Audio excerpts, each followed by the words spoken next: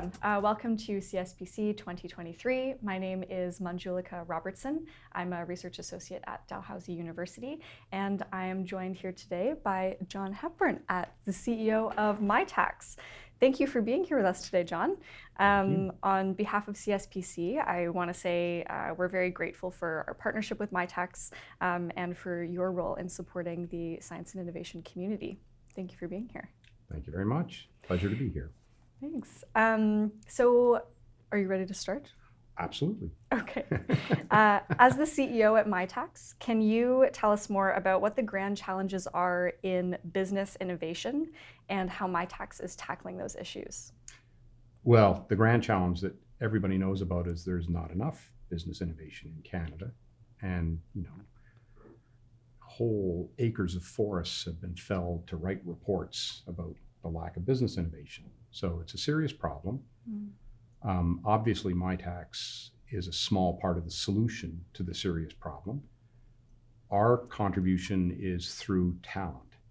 And so, when you think about innovation in Canada, we have what's always been described as the Canadian paradox, where we have spectacularly successful university researchers. We have what is claimed to be the most educated workforce in the G7.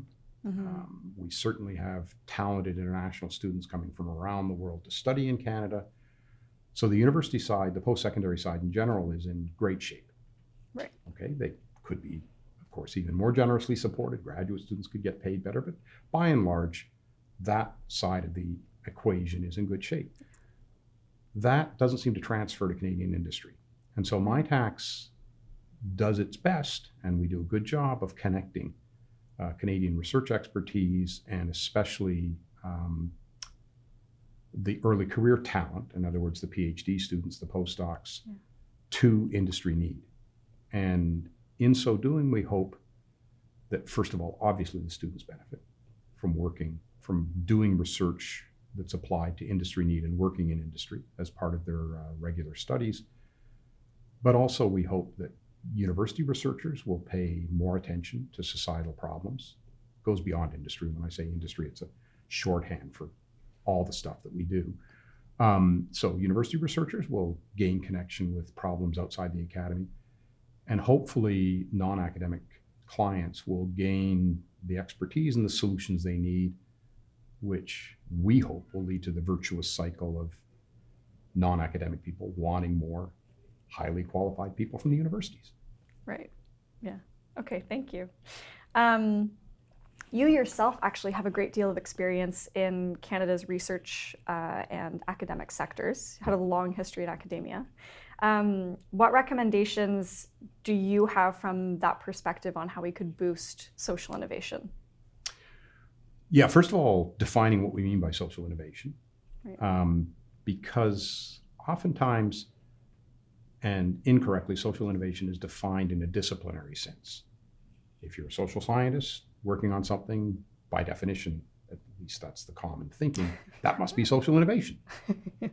Okay, so not really. Social innovation is, I think, poorly defined. So you could use the Sustainability Development Goals. Okay, if you're satisfying those, that's social innovation. But of course, you can improve prosperity and industry productivity and satisfy social, the Sustainable Development Goals, some of the Sustainable Development Goals. Social innovation is, of course, work that's aimed at a societal benefit, but not necessarily an economic benefit to society. Yeah. Okay? Right. I think, as with all mission-driven research, social innovation springs from a need. So let's take a simple need, something we're working on with Nova Scotia Health. How do you make healthcare more efficient? How do you take better advantage of highly skilled healthcare professionals so they can actually service and help out patients?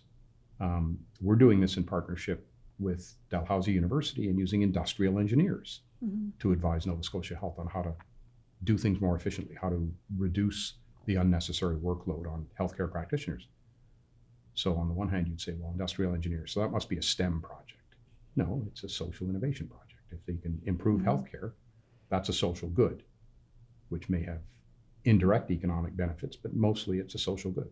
So I think focusing on the problem you're trying to solve and assembling the researchers and the talent you need to solve that problem, rather than saying, oh my God, we need a social scientist, and then it's social innovation. So I think that's sadly, a lot of so-called social innovation has focused on the discipline rather than the problem. Right. Gotcha. Thank you. Do you believe that researchers themselves actually have a role in advocating for a greater reliance on science being used in decision making? They have a role, but you have to be a little cautious in that researchers are not always their best advocates. So I think clearly, and you see this with climate change, we are in a climate crisis.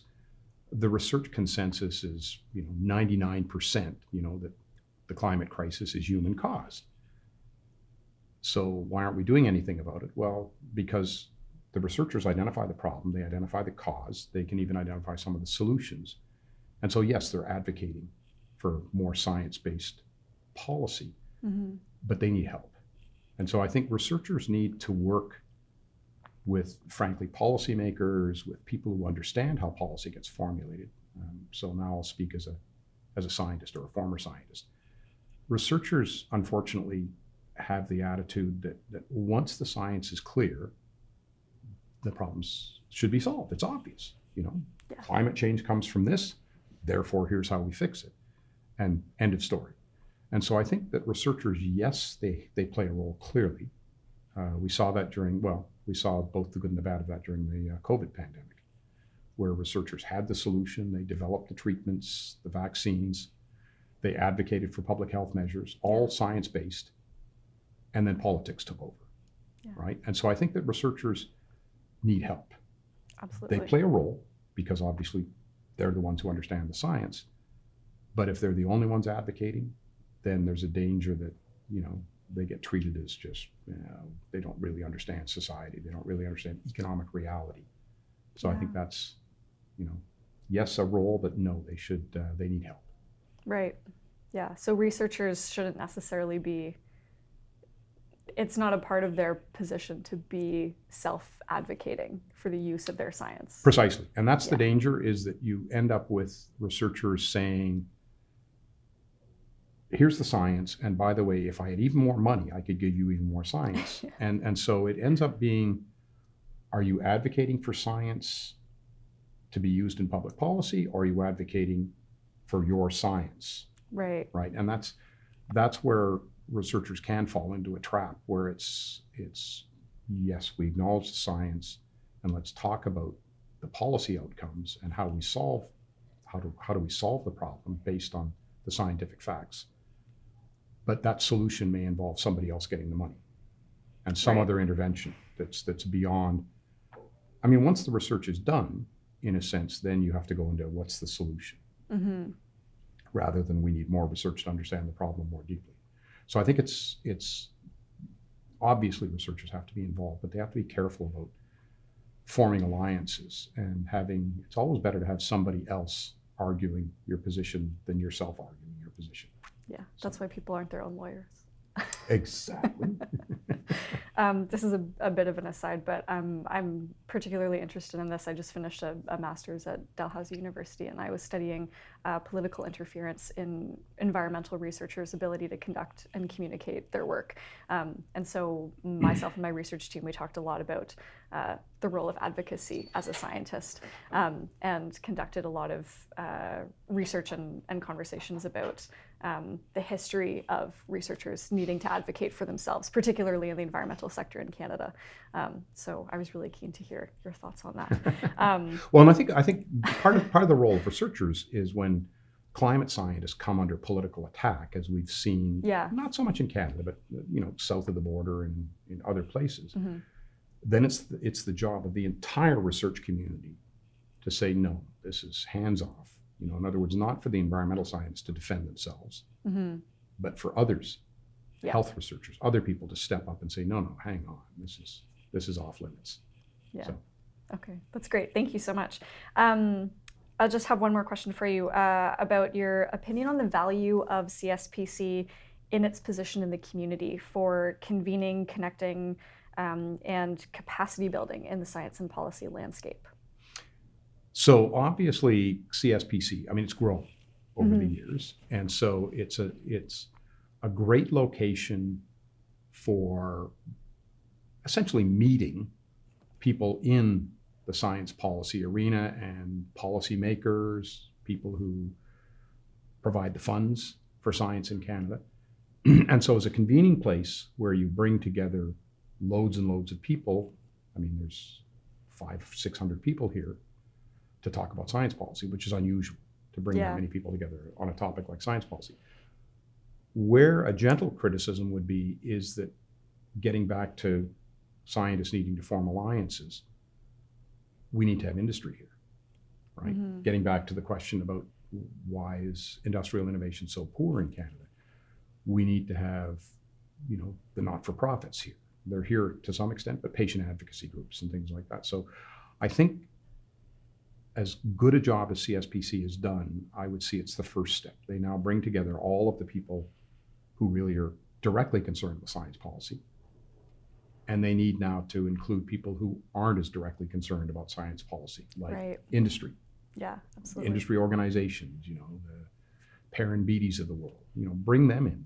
And then let's have a conversation about, okay, how are we going to use science policy to advance innovation and prosperity and social well-being in Canada? Because that's not a conversation that I'm hearing enough of. And again, there's a danger, I don't see it too strongly, but there's a danger that it becomes, again, self-advocacy. Like, here we are, we all think alike, and so we need more support because we all think alike. So it's comforting to be with people who think alike, but I think it would be better if there were people who don't think like us as part of the conversation. So I see that as a potential next step for CSPC. Right. Okay. Thank you so much. That's all that I had for you today. Well, that's fantastic. So thank you so much for being here. It was great to talk to you. This is a fantastic opportunity to hear a little bit more about your perspective and the perspective of MyTax as a really valuable partner for CSPC and a really important community member in advancing a lot of what we talked about today in science policy. No, it's been good. It's been a lot of fun. Thank you so much. All right. And thank you all to the viewers.